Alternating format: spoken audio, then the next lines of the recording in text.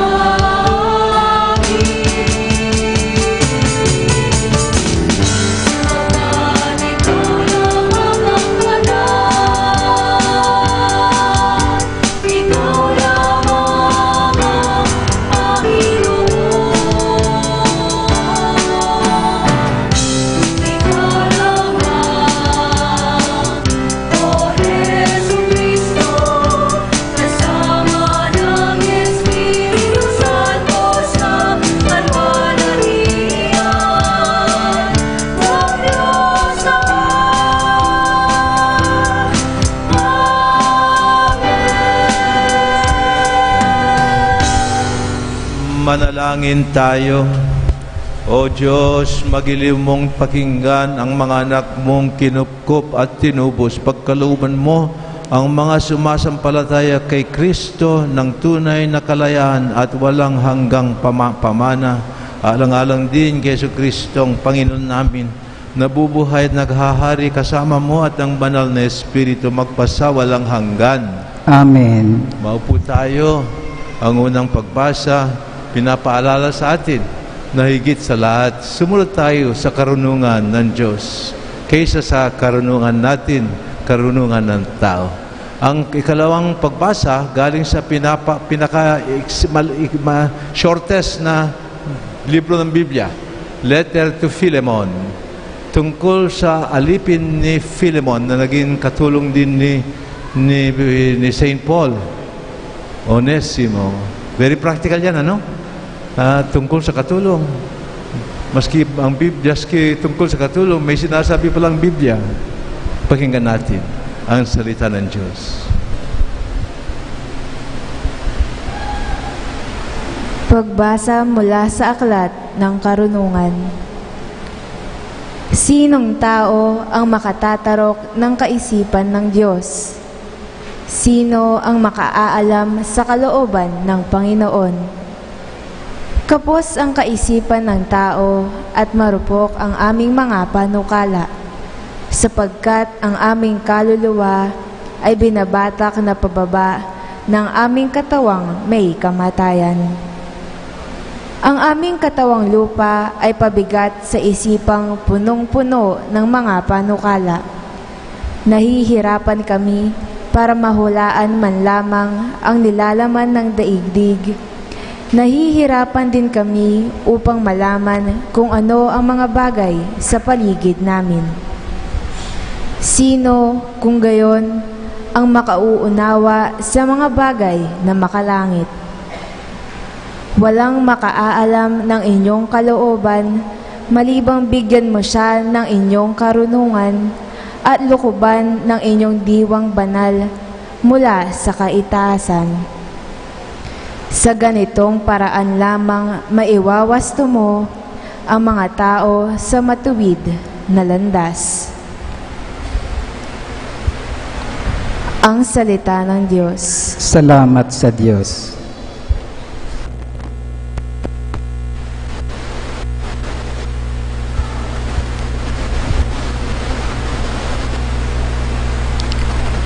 Salmong tugunan, ang ating pong tugon. Poon amin kang tahanan, noon, ngayon at kailanman. Poon amin kang tahanan, noon, ngayon at kailanman. Yaong taong nilikha mo'y bumabalik sa alabok, sa lupa ay nagbabalik kapag iyong iniutos. Ang 1,000 mga taon ay para bang isang araw. Sa mata mo, Panginoon, isang kisap mata lamang, isang saglit sa magdamag na ito ay dumaraan. Poon aming kang tahanan, noon, ngayon at kailanman.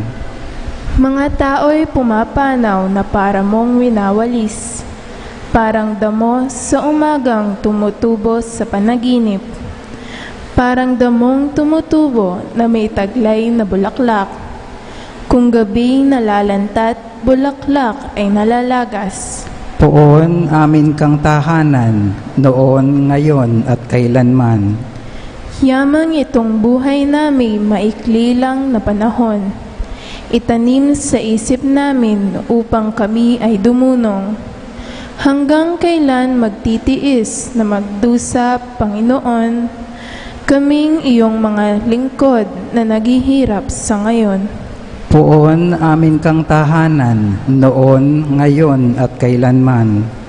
Kung umagay ipadama yaong wagas mong pag-ibig, at sa buong buhay namin may galak ang aming awit. Panginoon naming Diyos, kami sana'y pagpalain.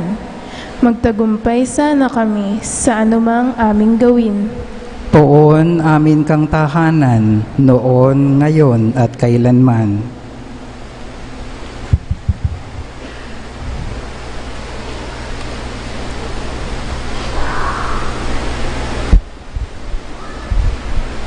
Pagbasa mula sa sulat ni Apostol San Pablo kay Filemon. Pinakamamahal ko, akong si Pablo, sugo ni Kristo Jesus, at ngayon nakabilanggo dahil sa Kanya, ang nakikiusap sa iyo tungkol kay Onesimo, na naaakit ko sa pananampalataya, samantalang ako'y naririto sa bilangguan. Pinababalik ko siya sa iyo, at para ko nang ipinadala sa iyo ang aking puso. Ibig ko sanang panatilihin siya sa aking piling, upang sa halip mo, siya ang maglingkod sa akin habang ako'y nabibilanggo dahil sa mabuting balita.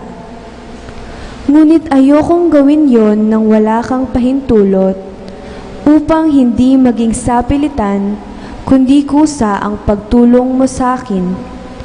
Marahil, nawalay sa iyo ng kaunting panahon si Onesimo, upang sa pagbabalik niya'y makasama mo siya habang panahon, hindi na bilang alipin, kundi isang minamahal na kapatid.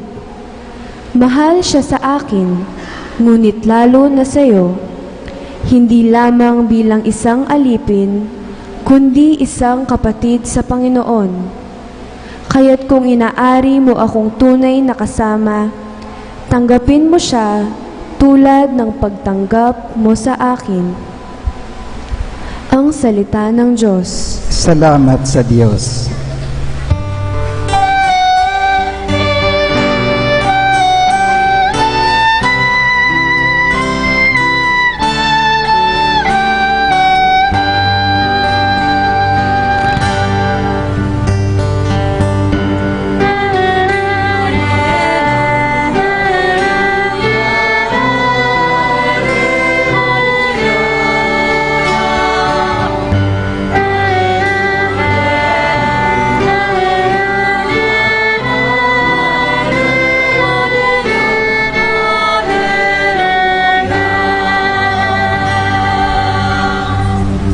Tayo pong lahat, poon iyong pasikatin, kagandahan ng loobin ng kabutihan mo sa amin.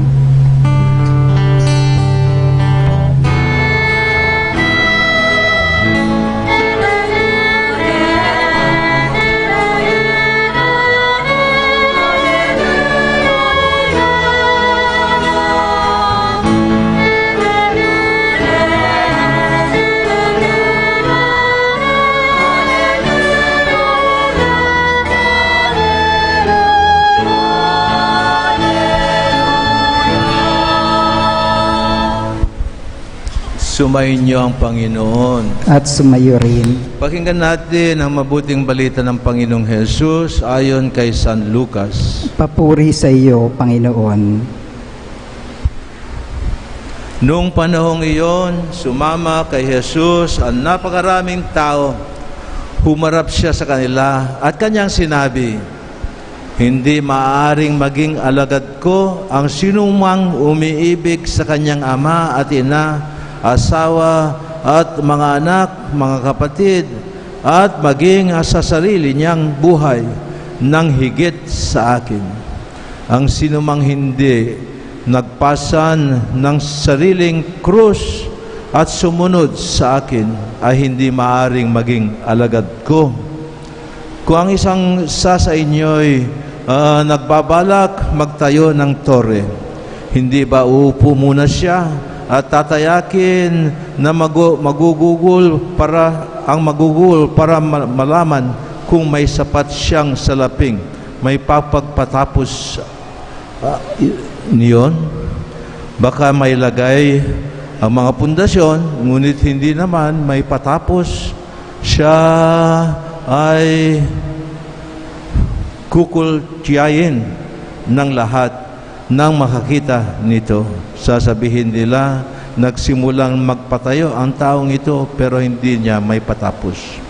O sinong hari ang makikipagdigma sa kapwang hari na hindi muna uupo at pag-aralang mabuti kung ang 10,000 niyang kawal ay may sasagupa sa kalaban na na may 20,000 tauhan at kung hindi niya kaya, malayo pa, ang kalaban ay magsusugo na siya ng kinatawan upang makipagkasundo.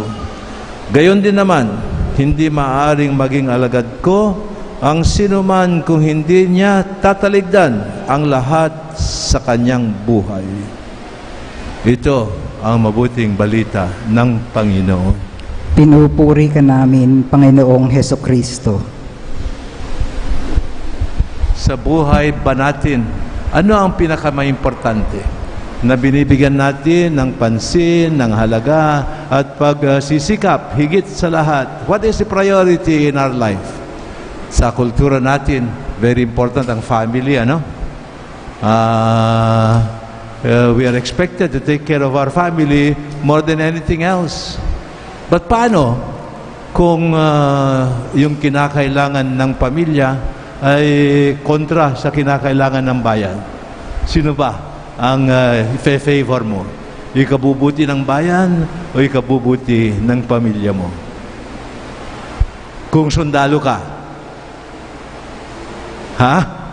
handa mo bang iwanan yung pamilya mo upang maglingkod sa bayan? Paano kung papatayin ka? Sino mag-alaga ng pamilya mo?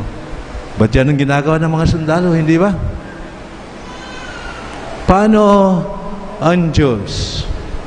Nasa anong level ng ating priority ang Diyos?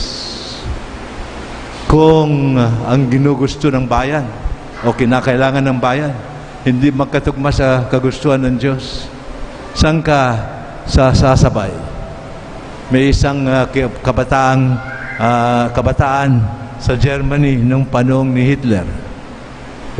Yun nga nangyari. Sa konsyensya niya, I cannot support this unjust war because of my Christian conscience. So, hindi siya naglingkod sa militar. Ang punishment nun, kamatayan Would you sacrifice your conscience for the country? May kilala akong anak ng kilalang politiko dati dito sa ating bayan. Sinabi niya sa akin, Father, sa buhay ko, number 1 ang Diyos, number 2 ang bayan, sabi niya, number 3 lamang ang pamilya. Ganun ba rin ang priority natin? Parang ganun ang sinasabi ni Jesus sa atin sa Ebanghelyo ngayon, ano? Iniibig mo ba ang asawa mo kaysa sa anak mo? Sino mas iniibig mo? Iniibig mo ba ang Diyos kaysa sa girlfriend mo?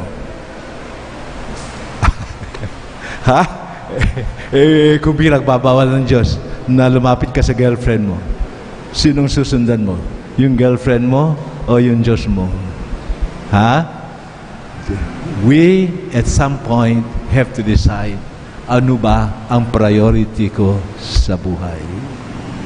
Medyo, ang Tagalog translation natin, medyo, it's a little bit easier to accept. Kasi sa English translation, naku po, ang mas masagwa ang pagsabi ni Jesus.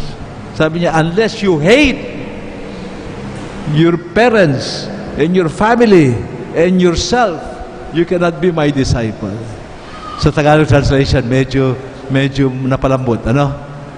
Ang hindi umiibig. Ang hindi umiibig sa akin, higit pa sa kanyang pamilya, anak, magulang, at sariling buhay, sabi ni Jesus, ay hindi pwedeng maging alagad ko. Sinusunod mo ba yun? Importante ba sa iyo ang iyong pagiging alagad ni Jesus? Higit sa lahat, paano kung uutusan ka ng magulang mo? Gawin mo ito na kontra sa kagustuhan ng Diyos. Susunod ka ba sa magulang mo?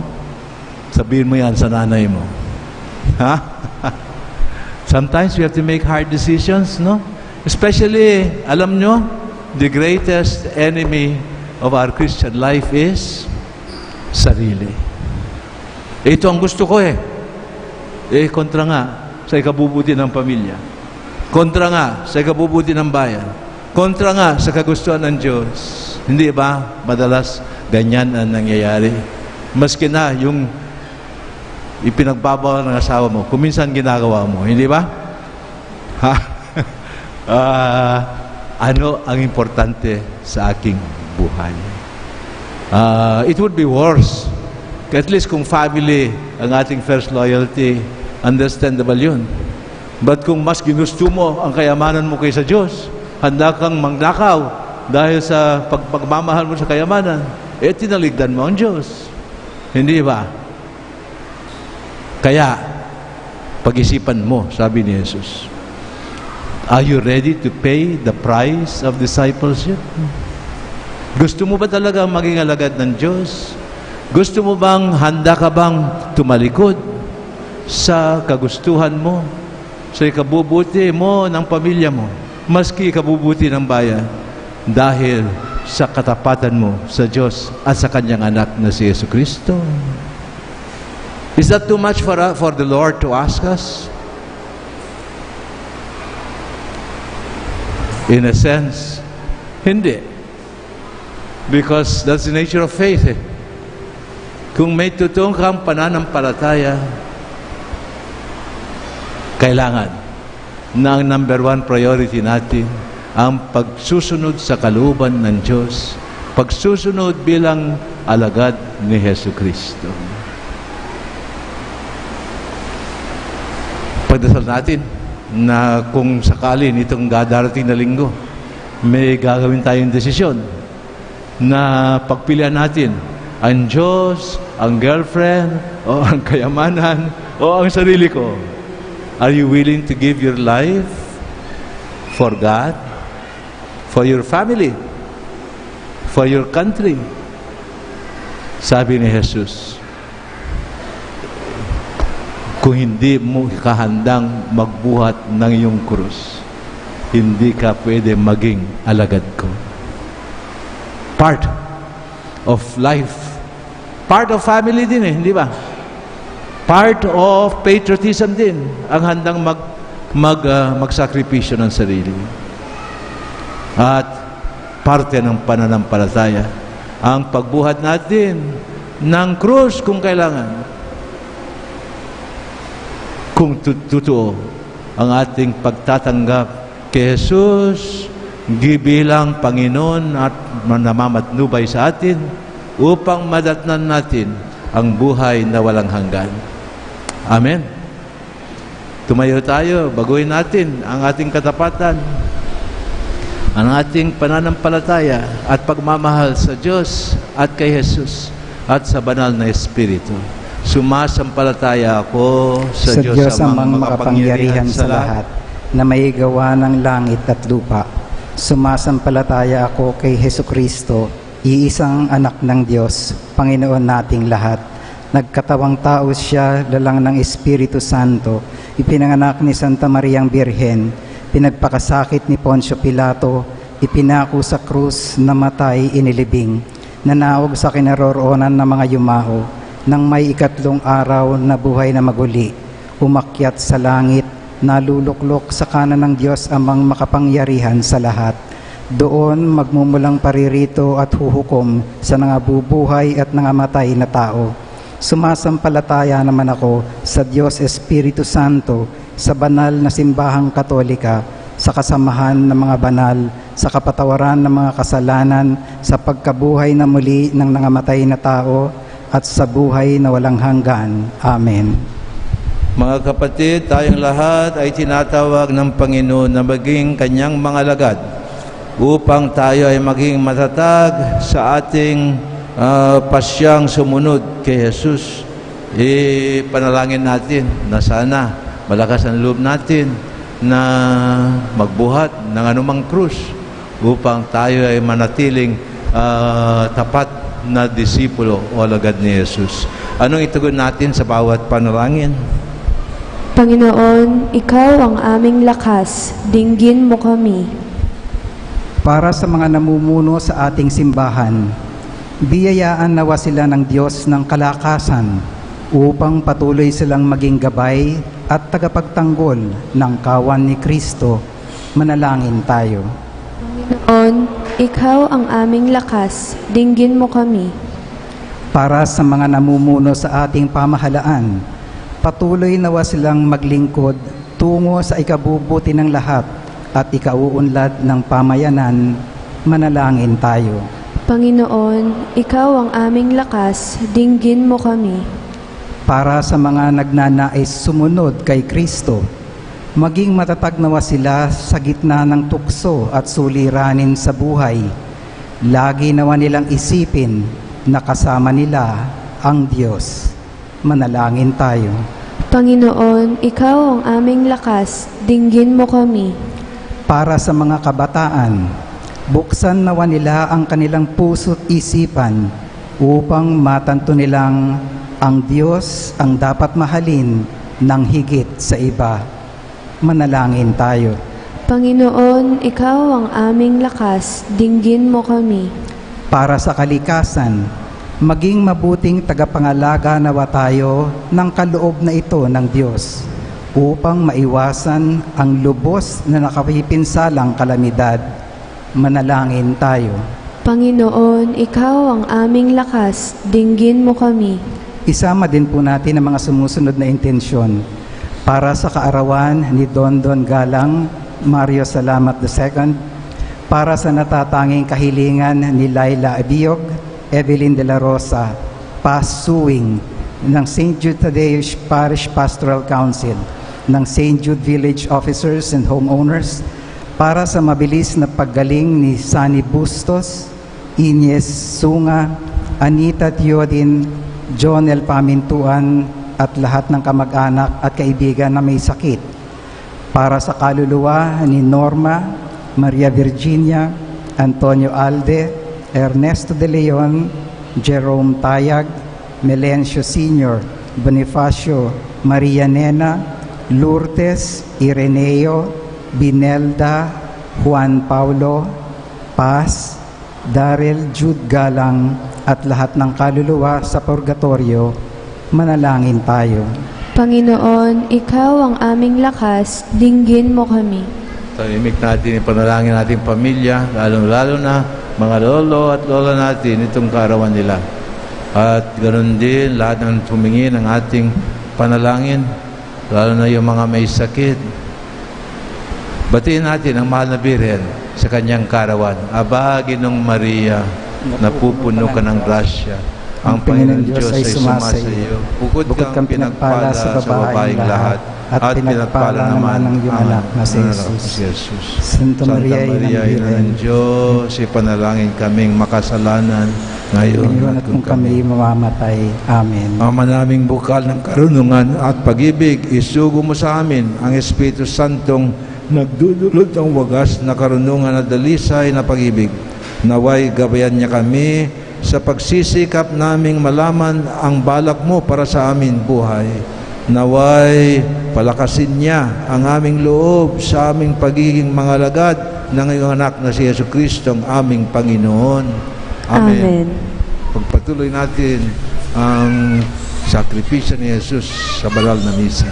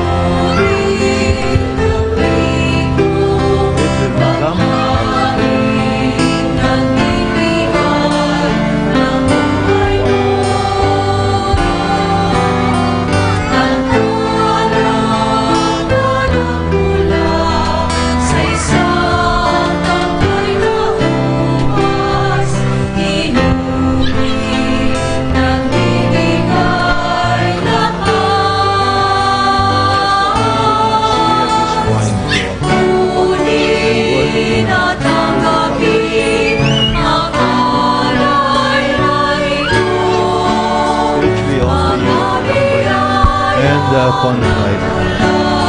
Sa pagpapala mo, tanda ng bawat puso, pagkatinibig mo. Ngayon'y nananalig, nagmamahal sa'yo.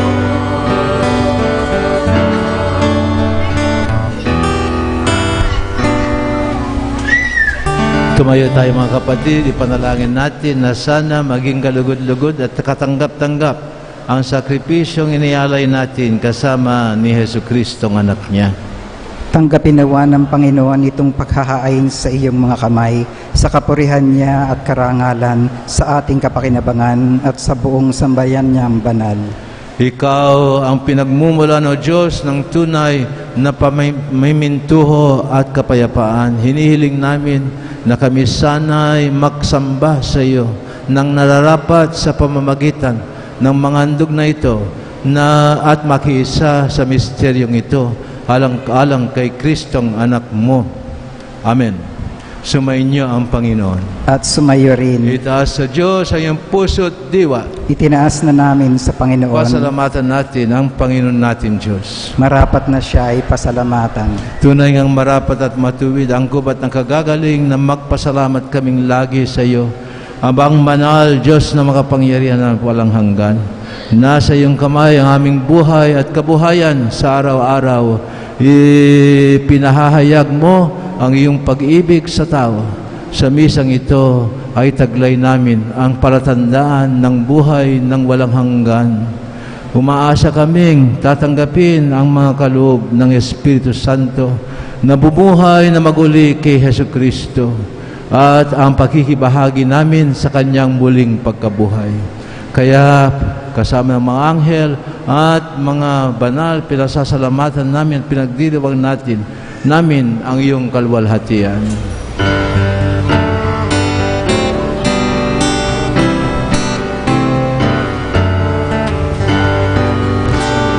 Santo, Santo, Santo, Diyos na kapangyarihan, sa puno ang langit at lupa ng kaluwalhatian mo.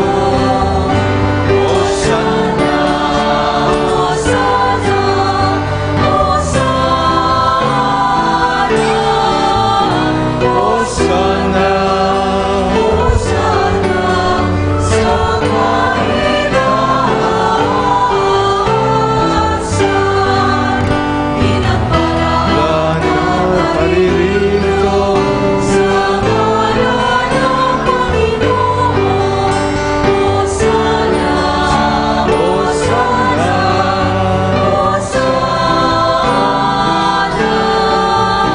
Hosanna, Hosanna, Hosanna sa kaitaasan.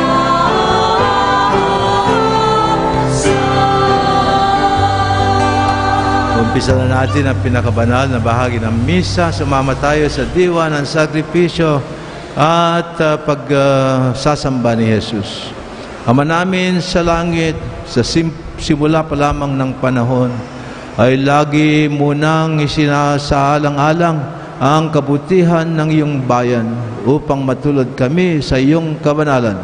Lingapin mong may magandang kalooban ang iyong bayan na natitipon ngayon sa iyong harapan. Ipadala mo ang kapangyarihan ng iyong banal na Espiritu upang para sa amin ang mga kaloob na ito ay maging katawan at dugo ng mahal mo anak na si Yesu Kristo, na sa kanyang pamamagitan kami ay naging mga anak mo rin. Nung maligaw kami sa landas at hindi na namin makita ang daan patungo sa iyo, lalo mo na kaming minahal. Si Jesus na iyong anak, wagas at walang kasalanan, ay sinuko ang sarili sa amin at napako siya sa krus. At bago niya idinapa ang kanyang mga kamay sa pagitan ng langit at lupa bilang walang hanggang tanda ng iyong pakikipagtipan sa amin, ninais niyang ipagdiwang ang banal na hapunan kasama ang kanyang mga kaibigan. Nung sila'y nagsasalo-salo, kinuha ni Jesus ang tinapay, nagpasalamat sa iyo at nagpuri, O Amang Banal. Hinati-hati niya ang tinapay at ibinigay niya sa kanyang alagad ng wika, tanggapin ninyong lahat ito at kanin. Ito ang aking katawan na ihahandog ng dahil sa inyo.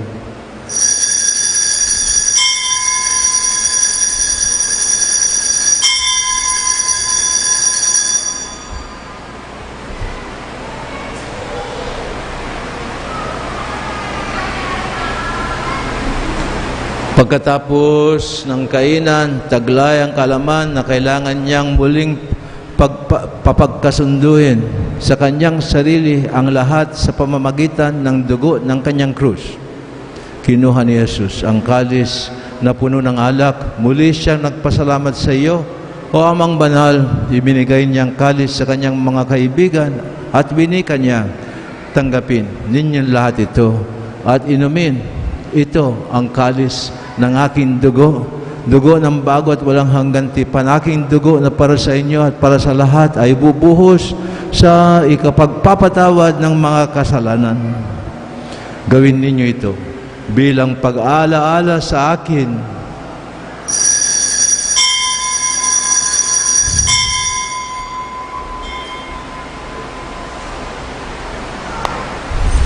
Tumayo tayo.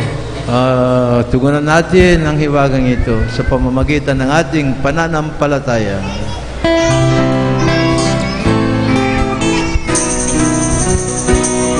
Sa puso at pagkabuhay, kami natubos mong tunan.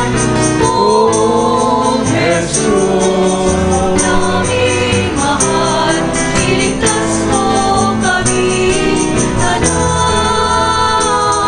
O Jesus, naming mahal, ngayon at magpakailanman. Ginagawa namin ito sa pag-alaala kay Jesucristo na siya ang aming kaligtasan at kapayapaan magpakailanman. Pinagdiriwang namin dito ang kanyang kamatayan at muling pagkabuhay at umaasa kami na pagdating ng araw ng kanyang pagbabalik upang pagkalooban kami ng ganap na kaligayahan. Kaya inialay namin sa iyo, O Diyos, na tapat at totoo ang sakripisyong nakapagbabalik sa amin sa iyong pakikipagkaibigan. Ama namin sa langit, nagmamahal mong tunghayan ang iyong mga tinawag na makibahagi sa sakripisyo ni Kristo.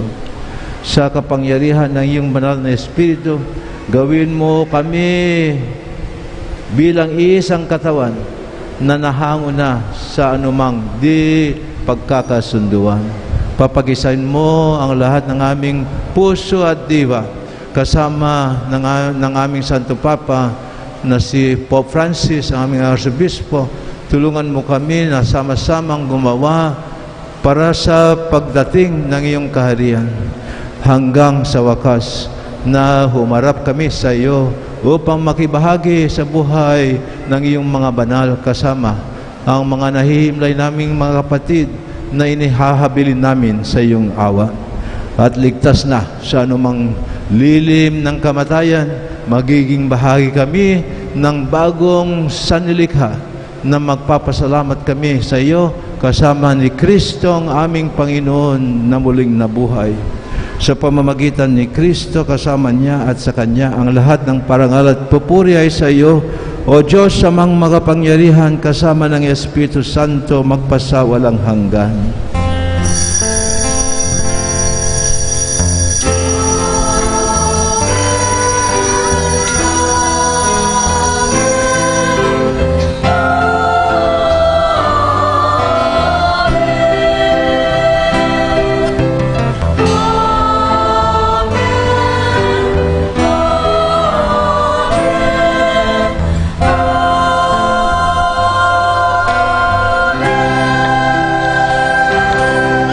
Sumama tayo mga kapatid sa panalangin ni Jesus sa ating amang mapagmahal sa langit.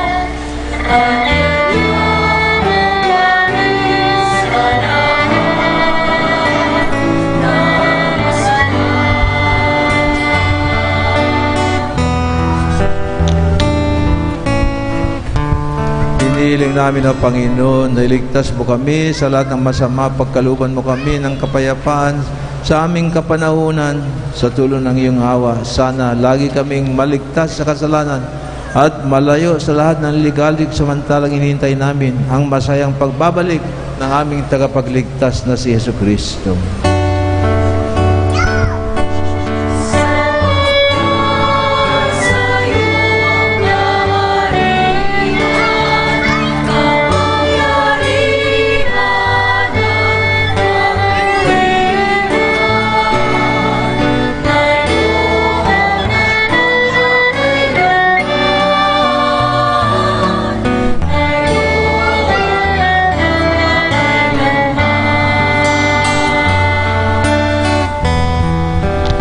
Panginoong Yesus, ipinangako mo sa iyong mga alagad, kapayapaan ang iniiwan ko sa inyo. Ipinagkakaloob ko sa inyo ang aking kapayapaan. Huwag mo sanang isalang-alang ang aming mga pagkakasala, kundi ang pananampalataya ng iyong bayang banal. Pagkalooban mo kami ng kapayapaan at pagkakaisa ayon sa ikasisiyan ng iyong kalooban, nabubuhay ka't naghahari magpasawalang hanggan. Amen. Ang kapayapaan ng Panginoong Hesus ay sumainyo lahat. At sumayo rin. Ipamahagi natin sa isa't isa ang kapayapaan na galing lamang kay Kristo.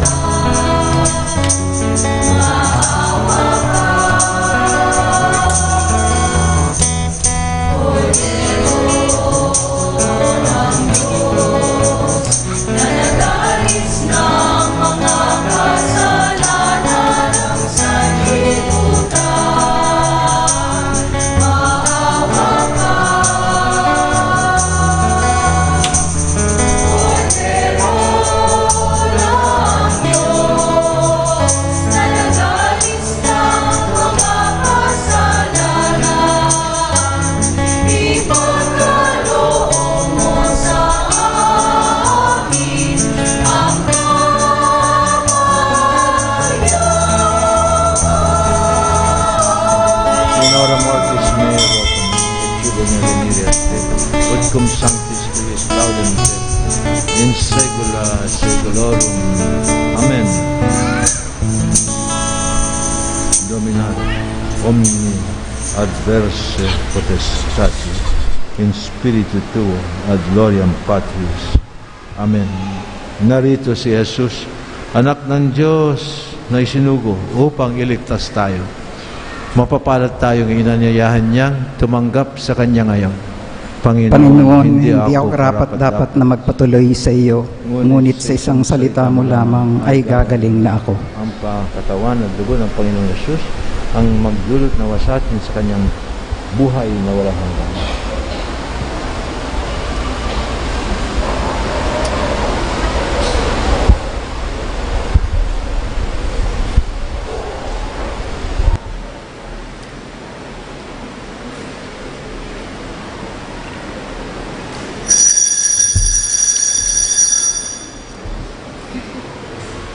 Katawan ni Kristo. Katawan ni Kristo. Amen. Katawan ni Kristo. Ang katawan ni Kristo. Kaya niyo ba? Ganyan kayo. Tawagan mo sila. Yun nga. Ay. Kalimutan ko na kayo. Katawan ni Kristo.